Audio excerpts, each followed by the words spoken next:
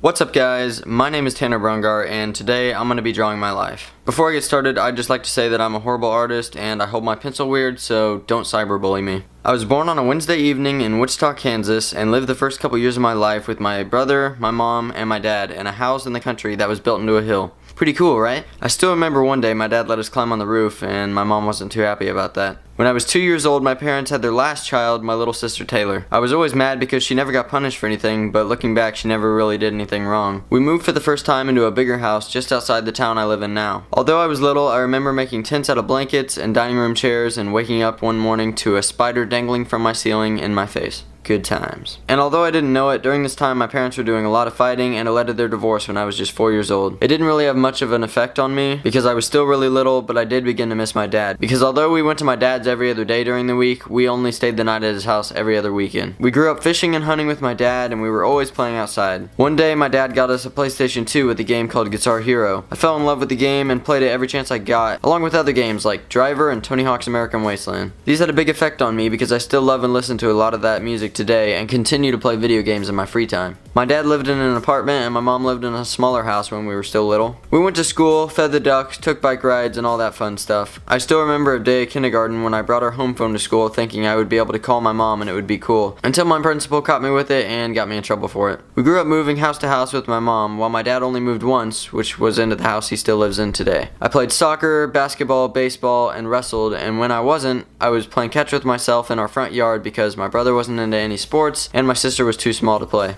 I had no worries at all, and I can hardly think of any times I was sad or mad, but I was always horribly afraid of the dark and slept in my mom's room every chance I got as a kid. If she locked the door, then I would take a credit card out of her purse and slide it through the door to unlock it. I was also a very picky eater, never finishing my meals and eating junk food all the time, but I never gained any weight. Just like today, except now I eat all the time. My dad remained single for the most part, but my mom had a few boyfriends, one of which proposed to her when I was 6 years old. I felt something was wrong with this guy and hated him with all my heart. Thankfully, she realized it too, broke up with him, and sent him packing on Halloween night. I still remember how happy I was that night. When I turned 7 years old, I got my first surgery since I was a really little kid.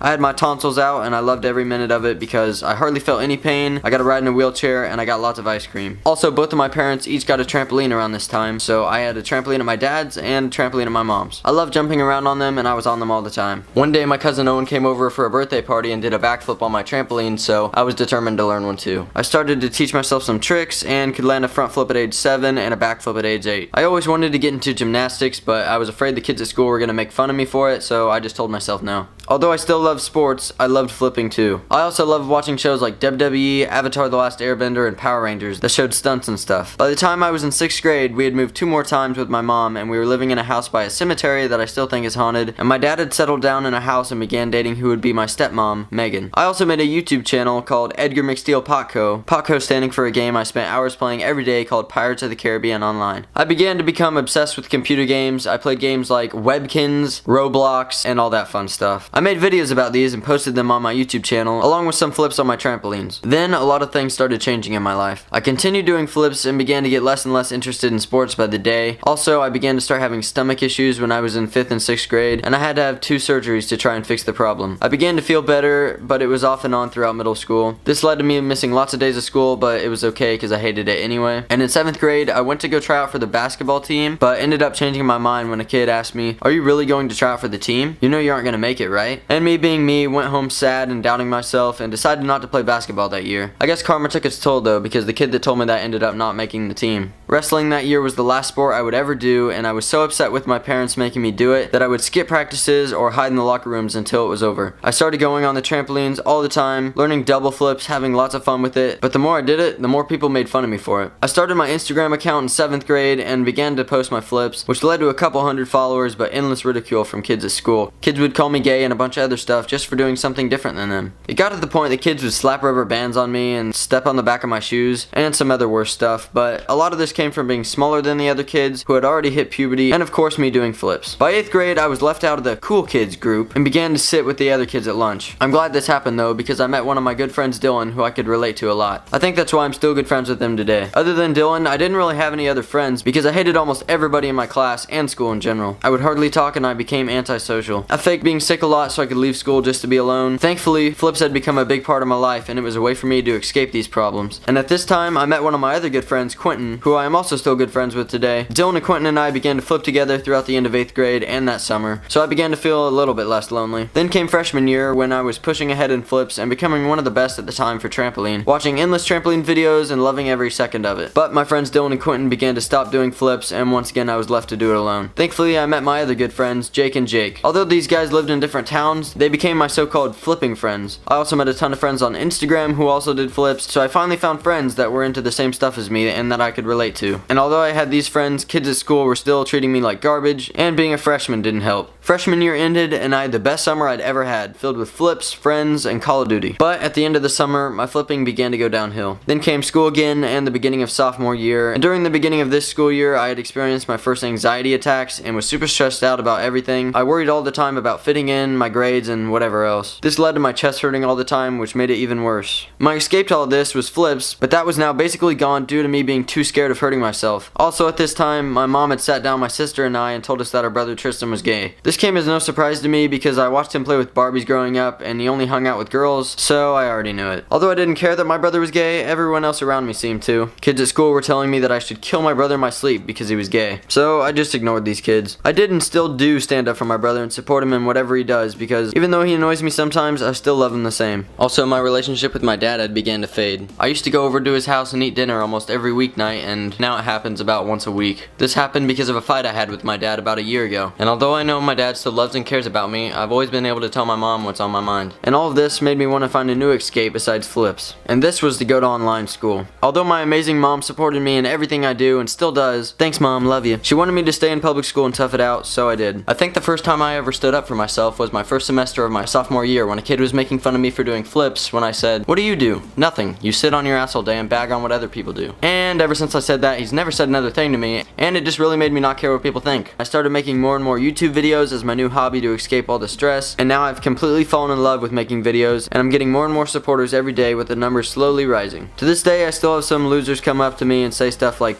"Let's go do some flips on our trampolines." But it doesn't really get to me because I know if they're watching my videos, they're just giving me views.